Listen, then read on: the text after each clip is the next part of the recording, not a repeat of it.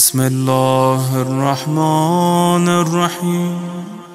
بس اذا دکت الارض دکن دکا، اس سے پہلے کیا ہے؟ کلا، تم عزت و ذلت کے معیار کو سمجھ سکتے ہی نہیں ہو، اس لیے کہ تم زمین گیر ہو، مادی ہو، تم بہت پست ہو گئے ہو۔ یہ پست لوگوں کی بات ہو رہی ہے، آپ لوگوں کی بات نہیں ہو رہی ہے، آپ کی باری آئے گی۔ لیکن ہم میں سے ہو سکتا ہے کچھ افکار ہمارے پست ہو گئے ہوں، ان سے ہمیں رہائی دلا رہی ہے۔ یہ آیات اگر سمجھیں اور فرش اعضاء سے سمجھیں تو زندگیاں بدلنے کے لیے کافی ہیں۔ ہماری جوانوں کی یقیناً زندگیاں بدل سکتی ہیں یہ آیات اگر ہمیں سمجھ میں آ جائے۔ کلا فَإِذَا دُكَّتِ الْأَرْضَ دَكًّا دَكًّا وَجَاءَ رَبُّكَ۔ سمجھ تمہیں کب آئے گی؟ جب تمہارا رب آئے۔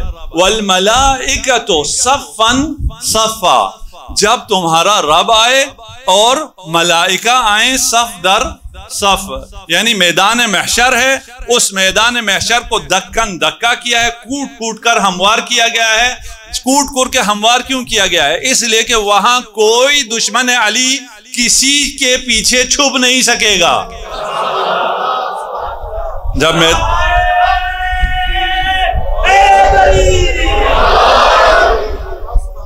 ابھی بہت سے ٹیلے انہیں مل جاتے ہیں، پتہ نہیں کس کس کے پیچھے وہ چھپ جاتے ہیں۔ کچھ بھی نہ ملے تو حب صحابہ کے پیچھے چھپ جاتے ہیں۔ وہاں میدان بالکل صاف ہوگا، کسی کے لیے کوئی چھپنے کی جگہ نہیں ہوگی، سب آیا ہوں گے۔ وَجَاءَ رَبُّكَ، اور تمہارا رب آئے گا۔ وَالْمَلَائِكَةُ، اور ملائکہ آئیں گے صفاً صفا۔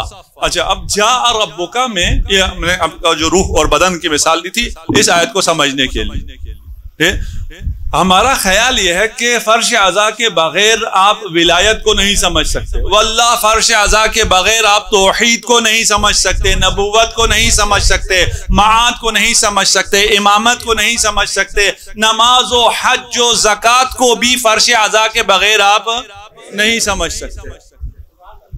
یہ ہماری غلط فہمی ہے، ہم سمجھتے ہیں صرف ایک ٹاپک یہاں سے ملے گا، نہیں، سارا دین یہیں سے ملے گا، اس کے علاوہ جو کچھ ملے گا وہ سب غلط ہے۔ اب رہ گیا جاء ربک، جاء ربک کا کیا مطلب ہے؟ ابھی جاء انور، انور آیا ہے، آیا کیا مطلب؟ میں یہاں آیا ہوں کیا مطلب؟ میں اس سے پہلے H8 میں تھا، اس کے بعد میں آپ کے گھر گیا، اس کے بعد میں وہاں سے یہاں آیا، اب جو میں وہاں تھا اب وہاں نہیں ہوں، یہاں میں پہلے نہیں تھا اب میں یہاں ہوں، اس کو آنا کہتے ہیں۔ پچھلی جگہ چھوڑے نئی جگہ پہ آ جائیں تو اسے کیا کہتے ہیں؟ آنا کہتے ہیں۔ آیا خدا ایسے آتا ہے، ٹھیک ہے، وہ جگہ جہاں محشر میں خدا، پہلے محشر خدا سے خالی تھا اور عرش پہ تھا، اور عرش سے جب وہ آیا تو عرش خالی ہو گیا اور اب یہاں آ گیا، ایسا نہیں ہے۔ یہ نا، یہ ہم لوگوں کے لیے بالکل واضح ہے، لیکن آپ در اہل بیت سے ہٹ جائیں، یہیں ہم لوگ پھنس جاتے ہیں، یہیں پریشان ہو جاتے ہیں، یہیں ان کے پاس کوئی جواب نہیں ہے، یہیں اختلافات شروع ہو جاتے ہیں۔ جی ہاں خدا آیا تھا، خدا کیسے آیا تھا؟ وہ پھر اتر کے دکھایا، ابن تیمیہ نے اسی ممبر سے اتر کے دیکھا، کہتا ہے میں جیسے یہاں تھا اتر کے وہاں آ گیا، پہلے خدا یہاں تھا اب وہاں آ گیا، نعوذ باللہ۔ یہ شرک ہے، سمجھ میں نہیں آتا، ہم نہیں کہتے مشرک، ہم کسی کو بھی مشرک نہیں کہتے، اس لیے کہ وہ بیچارے جہالت میں اس قسم کی باتوں کے قائل ہو جاتے ہیں۔ ہم اصلاً نہیں کہتے، ہم یہ بھی نہیں کہتے کہ فلان لوگ تحریف قرآن کے قائل ہیں، ان کے اگر آپ احادیث کو دیکھیں صحاح میں وہ سب تحریف قرآن کی احادیث ہیں، لیکن ہم کبھی بھی نہیں کہتے۔ جہالت، جاہل کو کیا کرنا، جاہل سے کیا لڑنا؟ بھائی جہالت ہے، جہالت میں پھر نہیں ہوگا، کچھ بھی سمجھ میں نہیں آئے گا، نہ قرآن سمجھ میں نہیں آئے گا، نہ توحید سمجھ میں آئے گا، نہ نبوت سمجھ میں آئے گی، نہ امامت کی تو باری ہی نہیں آئے گی۔ امامت سمجھنے کے لیے تو طہارت چاہیے، اس کی تو نوبت ہی نہیں آئے گی۔ وَجَاءَ رَبُّكَ، پھر ہم کیا ترجمہ کرتے ہیں؟ وَجَاءَ أَمْرُ رَبِّكَ، تمہارے رب کا حکم آئے گا، اور حکم رب سے قیامت بپا ہوگی۔ واضح ہے؟ ٹھیک، اب ایک بڑا بحث ہے علماء اسلام میں کہ خدا نظر آ سکتا ہے یا نہیں آ سکتا. دیکھ اب میں زیادہ ڈیٹیل میں نہیں جاتا. جو ہمارے اہل سنت برادران ہیں ان میں دو طرح کے نظریات ہیں. کچھ کہتے ہیں دنیا میں بھی نظر آ سکتا ہے, آخرت میں بھی نظر آئے گا. کچھ کہتے ہیں دنیا میں نظر نہیں آ سکتا, آخرت میں نظر آ جائے گا. خدا کو دیکھنا ممکن ہے, دنیا میں دیکھنا ممکن نہیں ہے. رسالت مآب جب گئے تھے معراج پہ, وہاں انہوں نے خدا کو دیکھا یا نہیں دیکھا. ان میں دو قسم کے نظریات ہیں. کچھ کہتے ہیں دیکھا, کچھ کہتے ہیں نہیں دیکھا, اس لیے کہ خدا دنیا میں دیکھا نہیں جا سکتا. آخرت میں ان سب کا اتفاق ہے کہ آخرت میں خدا کو دیکھا جا سکتا ہے. دیکھا جانے کے لیے کیا چاہیے؟ اس چیز کو محدود ہونا چاہیے. اگر وہ محدود ہو تو دیکھا جا سکتا ہے, اگر وہ لامحدود ہو تو دیکھا نہیں جا سکتا. آپ اگر خدا کی رؤیت کے قائل ہو جاتے ہیں تو وہ کیوں رؤیت کے قائل ہوتے ہیں؟ اس لیے کہ وہ پھر جسم ہے, نظر آتا ہے تو پھر وہ جسم ہے, وہ محدود ہے, وہ ایک ڈائریکشن میں ہے, وہ کسی جگہ پر ہے. الرحمن علی العرش استوى, رحمان عرش پر متمکن ہے, مستقر ہے.